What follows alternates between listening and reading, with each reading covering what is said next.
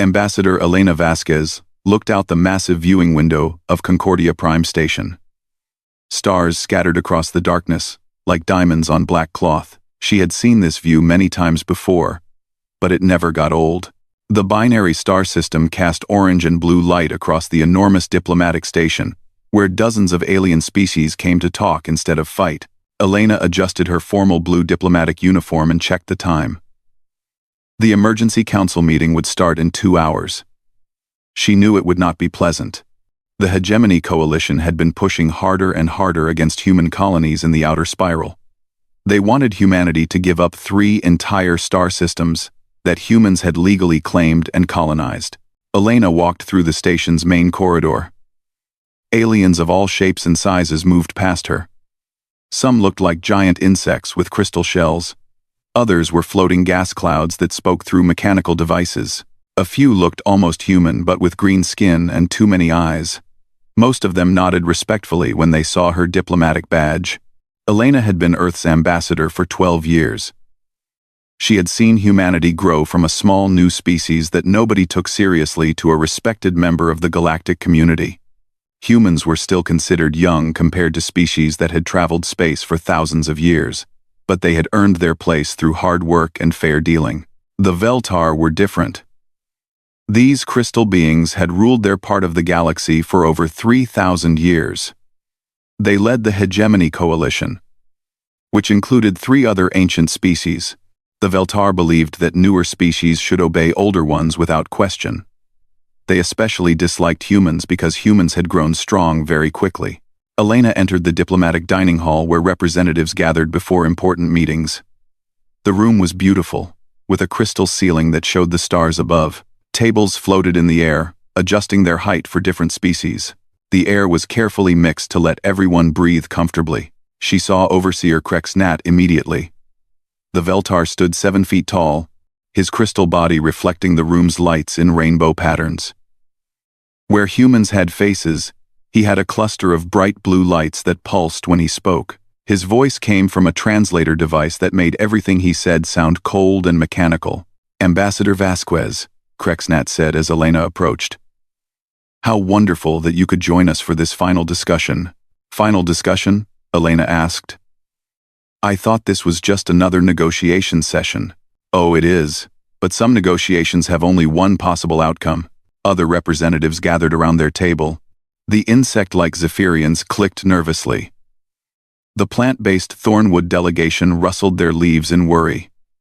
Elena noticed that several species that usually attended were missing. That was strange. As dinner was served, Krex Nat spoke loudly enough for the entire hall to hear. "The Hegemony Coalition has been very patient with humanity's expansion. But patience has limits." Elena kept her voice calm and professional. "Humanity has followed all galactic laws regarding colonization. Every system we have claimed was uninhabited and properly surveyed." "Laws." Krex Nat's lights pulsed faster. "Laws are made by those with the wisdom to make them. Young species like yours should learn to follow the guidance of your elders." "We appreciate guidance," Elena said carefully. "But we cannot simply abandon colonies where millions of humans now live. Perhaps we can discuss compensation for any overlapping claims." The crystal being's laugh sounded like breaking glass. "Compensation? You misunderstand, Ambassador. We are not negotiating. We are informing. Humanity will withdraw from the Kepler, Vega, and Centauri systems within 30 days. This is not a request." Elena felt the temperature in the room seem to drop. Other alien representatives stopped eating and stared. This was not how diplomatic meetings worked. You did not make demands like this in public, especially not at a formal dinner. "Overseer Krex Nat," Elena said firmly, "I must protest this approach. These systems were legally colonized under Galactic Charter Article 15. If you have concerns, they should be addressed through proper channels, not ultimatums." "Proper channels?" The crystal being stood up, his full height casting shadows across the table. "The proper channel is for weak species to obey strong ones. That is how the galaxy has worked for millennia." Elena also stood, her small human frame dwarfed by the Veltar, but her voice carried clearly across the silent dining hall. Humanity will not abandon our people. If you have legal objections to our colonization, present them to the Galactic Court. Until then, we will continue to protect our citizens and honor our commitments. The silence that followed was complete. Elena could hear her own heartbeat. She knew she had just rejected a public ultimatum from one of the galaxy's most powerful species. But she also knew she had done the right thing. Humanity would not be bullied. Krexnat's lights dimmed to almost nothing. When he spoke, his voice was barely a whisper. But everyone could hear it clearly. I see. So humanity chooses to be difficult. He made a small gesture with one crystalline hand.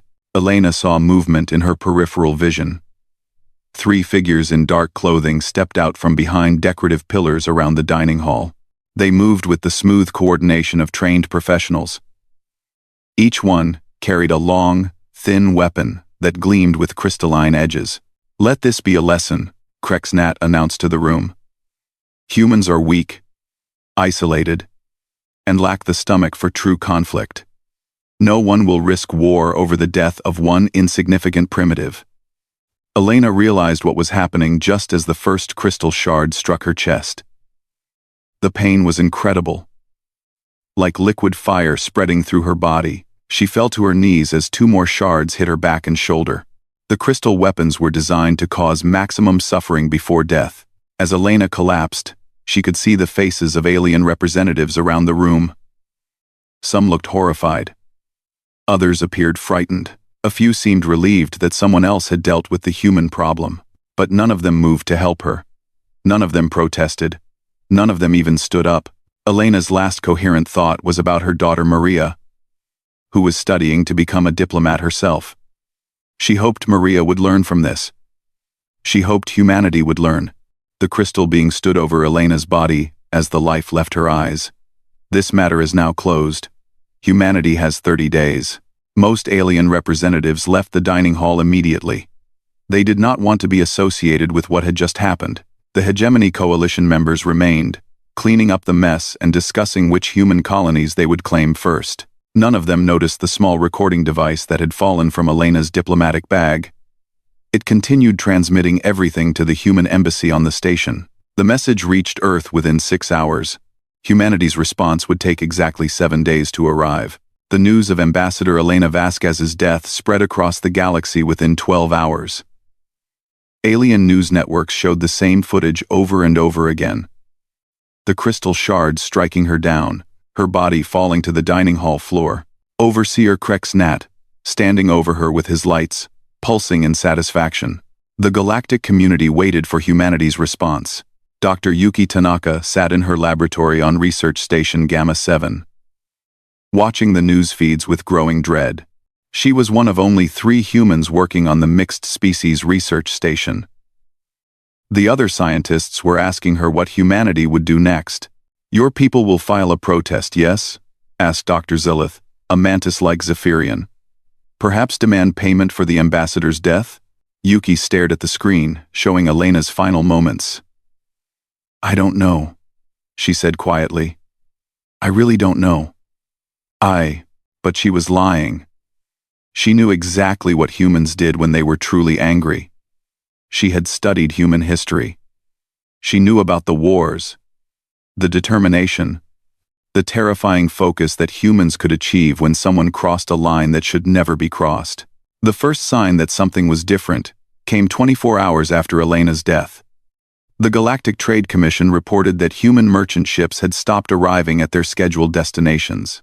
Ships that were already in alien space began turning around and heading back to human territory without explanation. 48 hours after the assassination, the pattern became clear. Every human civilian in mixed species colonies was leaving. Families that had lived on alien worlds for generations suddenly packed their belongings and departed on the next available transport. They gave no reasons. They just left. The Hegemony Coalition saw this as proof that their strategy had worked. Overseer Krexnat gave a speech to the Coalition Council that was broadcast across their space. See how the humans run like frightened animals, his translated voice announced. They know they cannot face the consequences of defying us. Within days, they will beg us to accept their surrender of the disputed systems. But other species were not so sure. Ambassador Teketh of the Zephyrian Republic had dealt with humans for 30 years. He sent urgent messages to his government warning that human behavior was completely wrong. Humans did not run from fights. They prepared for them. Dr. Yuki tried to explain this to her colleagues on the research station. "You don't understand how humans think," she told them during what would be their last shared meal. "When humans get quiet, that's when you should worry. But they are clearly retreating," said Dr. Mollusk, whose species looked like walking jellyfish. "All evidence points to human withdrawal." Quote, "No," Yuki said firmly. "They're not withdrawing. They're consolidating. There's a difference." The aliens around the table looked confused. Yuki realized that most galactic species simply did not understand human psychology. When aliens got angry, they fought immediately. When they got scared, they ran. When they felt threatened, they made noise and demanded help. Humans were different. When humans got truly angry, they got quiet. They planned. They prepared. And then they acted with a precision that terrified anyone who understood what was happening. 72 hours after Elena's death, something unprecedented happened.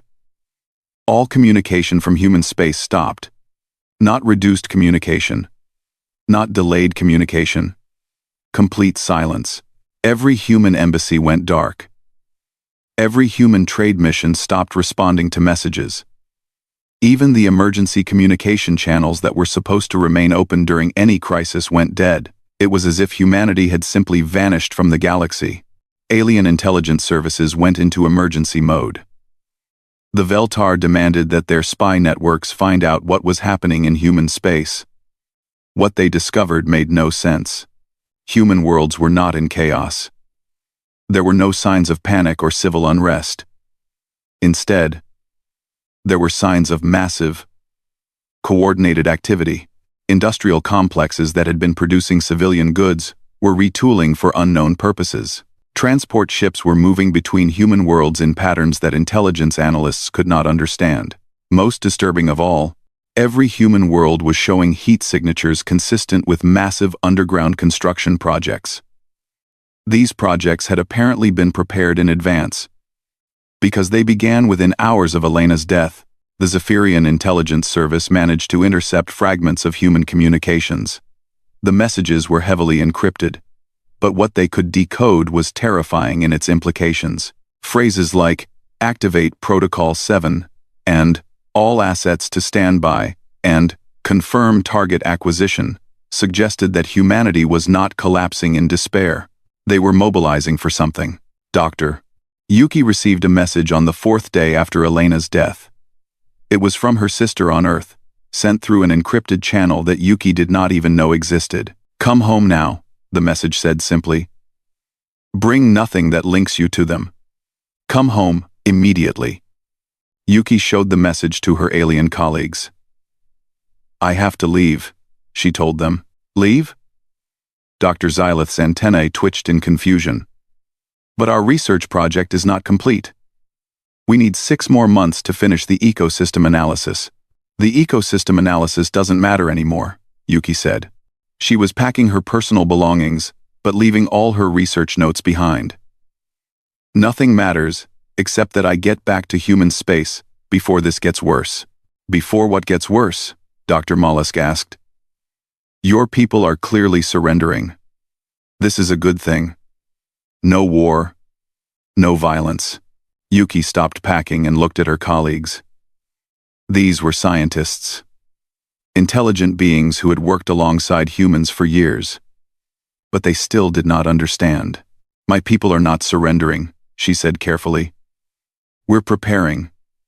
When humans prepare for something, really prepare, it changes everything." "Prepare for what?" Dr. Xylith insisted. Yuki finished packing and sealed her bag. "I studied human history before I came here. Do you know what happened the last time someone murdered a human diplomat?" "Do you know?" The aliens shook their heads. Nothing, Yuki said, because humans had never had diplomats murdered before. This is new for us. But do you know what humans do when something truly terrible happens to them for the first time? Again, silence. They make sure it never happens again. Ever. To anyone. Yuki left on the next transport ship heading toward human space. As her ship departed, she looked back at the research station where she had spent 2 years working peacefully with aliens who were now terrified of what was coming. She felt sorry for them. But not sorry enough to stay and share their fate. On the 5th day after Elena's death, long-range sensors detected movement in human space. Ships were emerging from shipyards that aliens had not known existed. The ships were large, numerous, and moving in coordinated groups toward the edges of human territory. The Hegemony Coalition finally began to worry. They sent messages demanding that humanity explain their actions. The messages received no response. On the 6th day, spy satellites observed something that made coalition military leaders call emergency sessions. The human ships were not merchant vessels or passenger transports. They were warships, massive warships with weapon signatures that did not match anything in existing databases. Overseer Krexnat demanded a full intelligence briefing on human military capabilities. What he learned made his crystal body dim with something that might have been fear. Humanity had been building a war fleet for decades, not to attack anyone, but to defend themselves against exactly this kind of situation. Every colony ship had hidden weapon systems. Every research station was actually a fortress. Every trade mission had been gathering intelligence on alien military capabilities. The humans had been ready for war from the day they joined galactic civilization. They had just hoped they would never need to use their preparations. On the 7th day, the silence broke, but it did not break with words.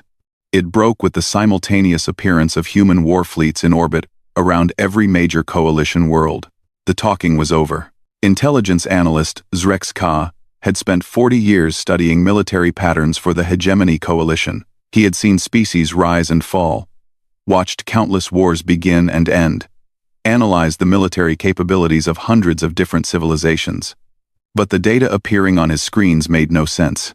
Human war fleets had appeared simultaneously in 37 star systems, not gradually, not in waves, but all at exactly the same moment. The coordination required for such an operation was beyond anything the coalition had ever seen. Even their own military could not achieve such precision across such distances. "Sir," his assistant reported, "we're detecting quantum communication bursts between all human fleets. They're using encryption protocols we cannot break." Zrex Ka studied the fleet positions. Each human group had taken up defensive positions around coalition military bases and government centers. They were not attacking. They were just waiting. "What are they waiting for?" he muttered to himself. The answer came in the form of a data packet that appeared on coalition networks exactly 8 days after Ambassador Elena Vasquez's death. The packet contained terabytes of information that somehow bypassed every security system the coalition had ever built. The first file was a video message. A human woman appeared on every screen in coalition space simultaneously. She was middle-aged, wearing a simple black uniform with no decorations. Her voice was calm, professional, and absolutely terrifying in its complete lack of emotion. "I am Admiral Sarah Chen, speaking for the United Human Defense Force. You have murdered our ambassador. You have threatened our people. You have assumed that we would accept this without consequence. You were wrong." The message continued. "For the past 200 years, humanity has maintained detailed records of every interaction with galactic civilization. We have documented every treaty, every agreement, every promise made and broken. We have studied your histories, your cultures, your military capabilities, and your political structures. We have prepared for this day since the moment we first encountered evidence of interstellar conflict." Coalition leaders watching the broadcast began to feel a cold dread building in their minds. Ambassador Elena Vasquez believed in diplomacy. She believed that civilized beings could solve their differences through negotiation and compromise. Her murder was not just an attack on humanity, it was an attack on the very concept of civilization itself. The video ended, replaced by documents. Thousands upon thousands of documents. Coalition military leaders found themselves staring at detailed analyses of their own defense systems, technical specifications for their most advanced weapons, strategic assessments of their fleet positions, personal profiles of every coalition, political and military leader. The humans had been watching, learning, preparing. Overseer Krexnat summoned his senior staff to an emergency meeting. His crystal body pulsed with angry red light as he read through the human intelligence files. "How do they know about Operation Darkstar?" he demanded. "Those plans are classified at the highest levels." His intelligence chief, another Veltar named Cisneth, could barely maintain his composure.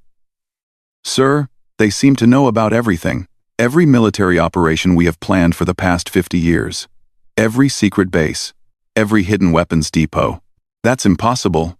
Sir, I recommend we review their historical analysis of our species." Krexnat opened the file labeled Veltar Cultural and Military Assessment, updated 2387. What he read made his lights flicker with fear. The humans had not just studied Veltar military capabilities. They had studied Veltar psychology, sociology, and behavior patterns. They knew that Veltar leaders believed in the superiority of age over youth. They knew that Veltar culture viewed diplomacy as a sign of weakness. They knew that the Veltar had used assassination as a political tool for over 1,000 years. Most terrifying of all, the humans had identified every single atrocity the Veltar had committed against younger species over the past millennium. Every forced relocation, every destroyed colony, every diplomatic accident that resulted in the death of inconvenient ambassadors. The humans had been building a case for war for decades. Elena Vasquez's death was not the beginning of the conflict. It was simply the final piece of evidence they needed to justify their actions. Dr. Yuki Tanaka had made it back to human space just in time to witness something that would haunt her for the rest of her life. She stood in the observation deck of the human starship Determination, watching as Admiral Chen's message was broadcast to the galaxy. "You studied their history," Admiral Chen had told her during their brief meeting. "You know what we learned." Yuki nodded. She had indeed studied human history extensively, partly to better understand her own species when working with aliens. What she had learned was that humans were unique among galactic species in one crucial way. Humans remembered everything. Other species forgot old conflicts. They moved on from historical grievances. They let ancient wounds heal and focused on current concerns. This was considered healthy and mature by galactic standards. Humans were different. Humans maintained detailed records of every atrocity ever committed. They studied genocides from thousands of years ago as if they had happened yesterday. They built monuments to victims of conflicts that their alien colleagues considered ancient history. And they built their military doctrine around a single, simple principle: never again. "The Coalition thinks we're angry about one dead ambassador," Admiral Chen had explained. "They don't understand that we're responding to 1,000 years of patterns.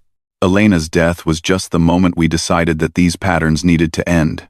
Now, watching the human fleets take their positions around Coalition worlds, Yuki understood what made humans truly terrifying to other species. It was not their weapons, though their weapons were formidable. It was not their strategy, though their strategy was flawless. It was their memory. Humans did not just want justice for Elena Vasquez.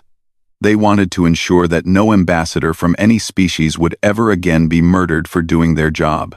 They wanted to restructure galactic civilization itself to eliminate the possibility of such atrocities. The Coalition's intelligence services had finally managed to decode some of the human military communications. What they found confirmed their worst fears. The humans were not planning a traditional war.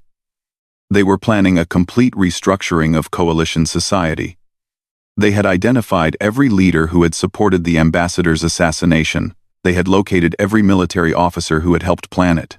They had even found every bureaucrat who had processed the paperwork that made it possible. The human files contained something called the Responsibility Matrix, a detailed analysis of who was accountable for Elena's death and to what degree. It went far beyond the obvious perpetrators. It included every Coalition leader who had remained silent when they could have spoken out. Every ambassador who had left the dining hall without protesting. Every news organization that had reported the murder as a diplomatic disagreement. In the human view, Elena Vasquez had died not because of one evil individual, but because an entire civilization had failed to protect the principles of diplomacy and peaceful coexistence. Therefore, that entire civilization needed to be changed. Overseer Krexnat read through the human assessment of his own role in the ambassador's death. It was thorough, accurate, and completely damning. The humans had not only recorded his direct involvement in ordering the assassination, but had also documented every previous time he had used violence against diplomats from younger species. The file concluded with a simple statement: Krexnat represents a systematic failure of coalition leadership that has resulted in the deaths of diplomatic personnel from 17 different species over the past century. This pattern of behavior must be permanently eliminated. The message was clear. The humans were not just seeking revenge. They were seeking to prevent recurrence. As coalition fleets scrambled to respond to the human presence, their commanders discovered something that filled them with dread. The humans had positioned their ships with perfect knowledge of coalition defensive capabilities. Every weak point in every defense grid had been identified and targeted. Every backup system had been accounted for. Every escape route had been blocked. The coalition's military advantages, their superior numbers, their advanced technology, their centuries of combat experience, had been neutralized by simple preparation and overwhelming intelligence superiority. The humans had spent 200 years learning how to fight this exact war against these exact enemies. And now they were ready to teach the galaxy what happened when someone murdered a human diplomat. The lesson was going to be thorough, comprehensive, and absolutely final. Admiral Sarah Chen stood on the command deck of the UHS Retribution, watching the tactical displays that showed coalition fleets scrambling to respond to humanity's arrival. Her officers moved with calm efficiency around her, implementing plans that had been prepared for decades but never used. "Admiral," reported Commander Zhang, "all fleet groups are in position. The coalition has mobilized everything they have, but they're still 3 hours from optimal defensive formation." "They won't need optimal formation," Chen replied quietly. "This won't take 3 hours." At exactly 0800 hours Galactic Standard Time, 9 days after Ambassador Elena Vasquez's death, Admiral Chen spoke into the communications array that would broadcast her words to every inhabited world in known space. "Citizens of the galaxy, I am Admiral Sarah Chen, commanding the United Human Defense Force. What you are about to witness is not an act of conquest. It is not an act of revenge. It is a demonstration of consequences." She paused, looking at the image of Earth that hung in the corner of the bridge. For too long, this galaxy has operated under the belief that violence against diplomats is an acceptable political tool. For too long, younger species have been murdered by older ones who believed that age granted the right to commit atrocity. This ends today. The first phase of the human assault began with something no one expected: a complete shutdown of coalition communications. Every military network, every government system, every news broadcast simply went silent. The humans had not destroyed these systems, they had taken control of them. Suddenly, every screen in coalition space showed the same image: Ambassador Elena Vasquez, sitting in the diplomatic dining hall on Concordia Prime, unaware that she had only minutes left to live. "Watch carefully," Admiral Chen's voice continued. "See how Ambassador Vasquez tried to use diplomacy to solve a dispute. See how she offered compromise and negotiation. See how she followed every protocol, every law, every tradition of civilized discourse." The footage played in slow motion as Krexnat made his ultimatum. Elena's response was calm, professional, and completely reasonable. She cited galactic law. She offered to discuss solutions. She remained respectful even when faced with unreasonable demands. Now watch what happens to diplomacy in the hegemony coalition. The assassination played in horrifying detail. The crystal shards striking Elena down. Her agonized death. The complete indifference of the alien representatives who could have intervened but chose not to. This is what the coalition calls diplomacy. Admiral Chen's voice remained steady. Professional. Clinical. The systematic murder of those who believe in peaceful solutions to political problems. Phase 2 began as the footage ended. Human ships that had appeared to be simple frigates suddenly revealed weapon systems that dwarfed anything in the Coalition arsenal. Vessels that intelligence had classified as medium cruisers unfolded into massive dreadnoughts with firepower equivalent to entire Coalition fleets. The humans had not just hidden their military strength, they had hidden their technological capabilities. Energy weapons that could disable shields without damaging the ships beneath them. Precision targeting systems that could selectively destroy military equipment while leaving everything else untouched. Electronic warfare capabilities that made Coalition computers work for human interests rather than their original owners. Coalition Admiral Vex Thon, commanding the defense of the Veltar homeworld, sent urgent communications to his fleet commanders. All ships, engage human forces immediately. Show them the price of challenging the hegemony. His massive battle cruiser opened fire on the nearest human ship. A vessel that intelligence had classified as a simple escort. The Coalition's most powerful weapons struck the human shields and simply disappeared, absorbed by defensive systems that seemed to violate several laws of physics. The human ship's response was immediate and terrifying. A single beam of coherent energy struck the Coalition battlecruiser's command section. The bridge exploded, but the rest of the ship remained intact. Every other Coalition officer on the ship was unharmed. Only the command staff had been targeted. Coalition fleet commanders, Admiral Chen's voice reached them through their own communication systems, which the humans now controlled. Your superiors, who ordered the attack on Ambassador Vasquez, are dead. You may surrender your ships now. Or you may choose to die defending leaders who viewed you as expendable. The precision was inhuman. Across 37 star systems, human forces engaged Coalition fleets with surgical accuracy. They targeted command personnel who had participated in planning Elena's assassination. They destroyed weapons systems while leaving life support intact. They disabled engines without breaching hulls. Ships that surrendered were boarded by human troops who provided medical aid to wounded Coalition personnel. Ships that continued fighting were systematically disassembled piece by piece until their crews had no choice but to abandon them. The Coalition had expected human emotions to make them easy to defeat. Angry enemies made mistakes.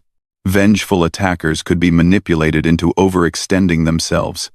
But the humans fought with the cold precision of machines guided by moral certainty. Dr. Yuki Tanaka watched the battle for the Veltar homeworld from the observation deck of the UHS Determination. The human fleet had surrounded the planet. But they were not bombarding population centers. Instead, they were carefully targeting government buildings, military installations, and the personal residences of officials who had been involved in authorizing diplomatic assassinations over the past century. "Why are they being so precise?" asked Dr. Mollusk, who had somehow ended up on the same evacuation ship after the research station was abandoned. "Because this isn't about destroying the Veltar," Yuki explained. "This is about changing them. If you kill everyone, you can't teach anyone." The humans were broadcasting their targeting criteria in real time. Every strike was explained. Every target was justified with detailed evidence of involvement in attacks on diplomatic personnel. The galaxy watched as humanity provided a complete accounting of 1,000 years of Coalition atrocities.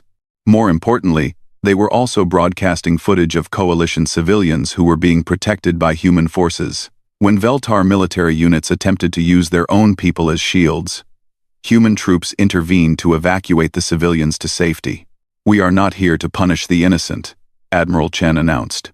"We are here to remove those who have made innocence impossible to protect." Coalition resistance began to collapse as fleet commanders realized that continuing to fight would only result in their own deaths. The humans had complete intelligence, superiority, overwhelming technological advantage, and moral authority that made their cause impossible to question. Overseer Krex Nat, trapped in his command bunker beneath the Veltar capital city, watched his entire civilization crumble in a matter of hours. His fleets were surrendering or being destroyed. His government officials were either dead or in human custody. His careful plans for maintaining Coalition dominance lay in ruins. But what terrified him most was the realization that the humans had been ready for this exact scenario for decades. Every move the Coalition made had been anticipated. Every strategy they attempted had already been countered. Every weapon they deployed had already been surpassed. The humans had not just prepared for war, they had prepared for this specific war against these specific enemies at this specific moment. They had known that Elena's assassination would happen eventually, because they understood Coalition psychology better than the Coalition understood itself. As human forces breached the final layers of his bunker's defenses, Krex Nat activated his personal communication device one last time. "This is Overseer Krex Nat to all Coalition forces. I formally surrender unconditionally to human authority." Admiral Chen's response came immediately. "Surrender accepted. You will be taken into custody pending trial for crimes against diplomatic personnel. Your cooperation in documenting the full extent of Coalition atrocities will be noted during sentencing." The Battle of Veltar Prime ended exactly 96 hours after it began. Coalition military resistance had been completely eliminated. Their government leaders were either dead or captured. Their fleets were either destroyed or under human control. But the war was not over. The war would not be over until the humans had built something better to replace what they had destroyed. The real test was about to begin. 6 months after the fall of the Hegemony Coalition, Ambassador Maria Vasquez stood before the newly rebuilt Galactic Council on Concordia Prime. She wore the same blue diplomatic uniform that her mother had died in, but the room around her was completely different. Where once alien representatives had sat in carefully arranged hierarchies based on species, age, and power, now they sat in a simple circle. No species was higher than another. No delegation was more important than any other. The crystal ceiling still showed the stars above, but new symbols had been added around the edges. Memorials to every diplomat who had been murdered in the line of duty over the past millennium. Elena Vasquez's name was carved in letters of light at the very center. The reconvened Galactic Council will now address the case of former Overseer Krex Nat, Maria announced. Her voice carried the same calm professionalism that her mother had shown. But there was steel underneath that had not been there before. The defendant will be tried not by human law, but by the collective judgment of every species that suffered under Coalition policies. Krex Nat stood in the center of the chamber, his once proud crystal form now dim and cracked. The months of imprisonment had not broken his body, but they had broken his spirit. Around him sat representatives from 43 different species, including the former Coalition members who were now learning what it meant to be equals rather than rulers. Judge Teketh of the Zephyrian Republic presided over the tribunal. The choice of judge was deliberate. The Zephyrians had been one of the first species to warn about Coalition atrocities, but they had never been strong enough to act alone. Krex Nat of the Veltar Hegemony, Judge Teketh's translated voice filled the chamber. You stand accused of ordering the assassination of Ambassador Elena Vasquez and 17 other diplomatic personnel over the past century. How do you respond? Krex Nat's lights flickered weakly. I acted according to Coalition law and tradition. Younger species were expected to obey their elders. Whose law? Maria asked quietly. Whose tradition? Show this council any galactic statute that grants the right to murder diplomats. The crystal being had no answer. Over the months of investigation, humanity's legal experts had systematically dismantled every justification the Coalition had ever used for their actions. There were no laws that permitted diplomatic assassination. There were no treaties that granted age-based authority over other species. There were no traditions that superseded basic civilized behavior. The Coalition's power had been built entirely on the unwillingness of other species to challenge them. They had ruled through intimidation and the assumption that their victims would always be too weak or too frightened to fight back.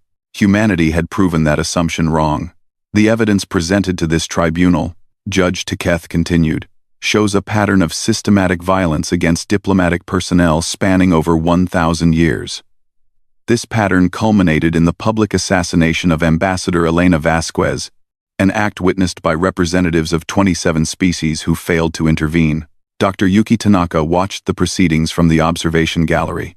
Beside her sat Dr. Mollusk and several other researchers from their former station. They had all requested to witness the trial, though for different reasons. The humans could have simply executed all Coalition leaders. Dr. Mollusk whispered. Why this elaborate trial? Because execution wouldn't change anything. Yuki replied. The humans don't want revenge. They want to make sure this never happens again. The trial was being broadcast to every world in known space. Not just the verdict, but the entire process. The evidence. The testimonies. The careful legal reasoning that proved coalition actions had always been criminal, even by their own stated laws. More importantly, the trial was establishing new precedents.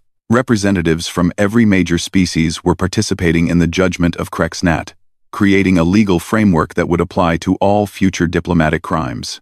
The sentence of this tribunal, Judge Teketh announced after 3 days of deliberation, is as follows. Krexnat will serve 14,000 years of imprisonment, to be spent on each world where his policies resulted in harm, for a period equal to the duration of that harm. The mathematics were brutal. Krexnat would spend 50 years on the Mintran homeworld, where coalition policies had prevented the species from developing interstellar trade. He would spend 300 years on Kepler Prime, where forced relocations had destroyed an entire civilization. He would spend 2,000 years on the Thornwood colonies, where systematic oppression had nearly driven the species to extinction. This sentence reflects the principle that those who harm civilization must repair that harm through service to its victims, Judge Teketh explained. The defendant will work under supervision to undo the damage his policies created, for exactly as long as that damage persisted. It was not revenge, it was restoration. But the trial was only one part of humanity's transformation of galactic civilization. The real changes were happening everywhere. Human forces maintained their presence.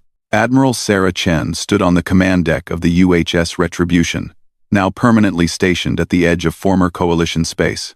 Around her, displays showed the progress of humanity's most ambitious project. The complete restructuring of interstellar law. Report on the new diplomatic protocols, she ordered. Commander Zhang consulted his datapad. All member species have ratified the Vasquez Accords.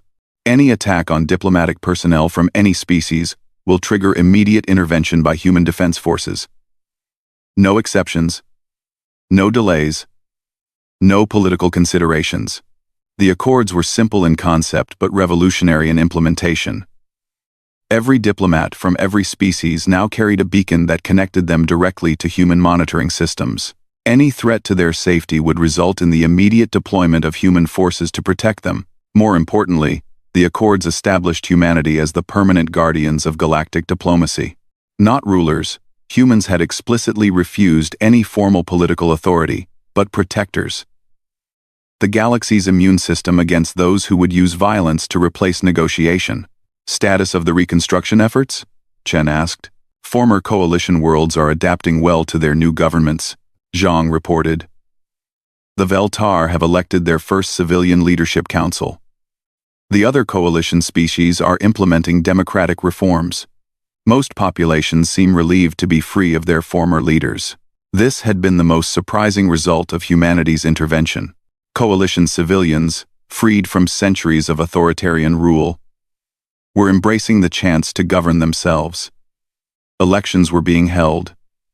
New trade agreements were being negotiated. Species that had been enemies for millennia were discovering they could work together when their leaders were not actively promoting conflict. Any signs of resistance to the new order? Some extremist groups are calling for a return to the old ways, but they have no popular support.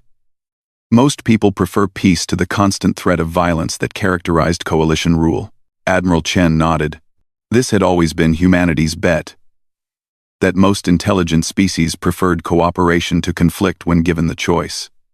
The coalition leaders had created their empire by ensuring that choice was never available. Now it was.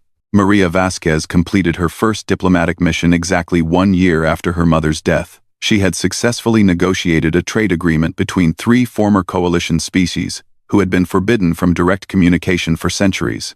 The agreement would benefit millions of civilians who could now access goods and services that had been artificially restricted under coalition rule. As she prepared to return to Earth, Maria stopped at the memorial wall on Concordia Prime. Her mother's name still glowed in letters of light, but it was no longer alone.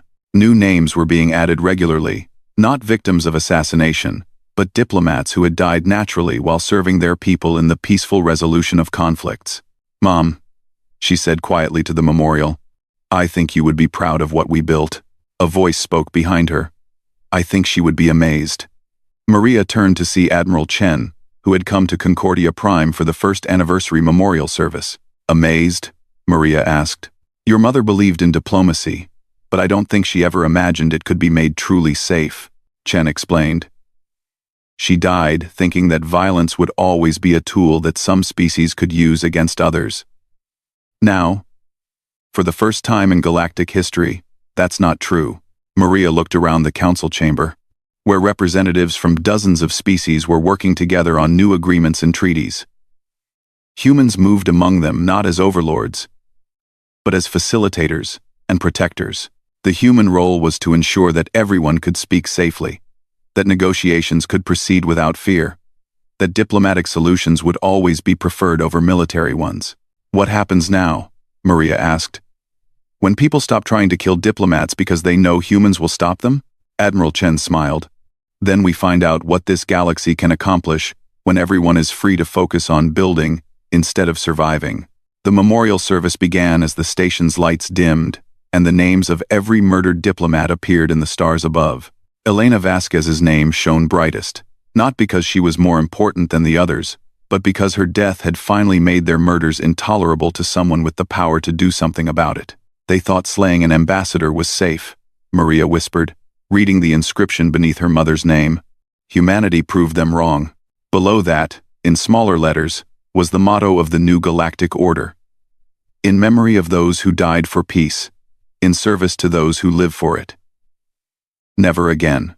The galaxy would remember Elena Vasquez not just as a victim, but as the catalyst for the most profound transformation in the history of interstellar civilization. Diplomacy was no longer a risk that some species accepted to avoid war. It was now a protected activity that all species could practice without fear. And humanity stood watch to ensure it stayed that way. Forever.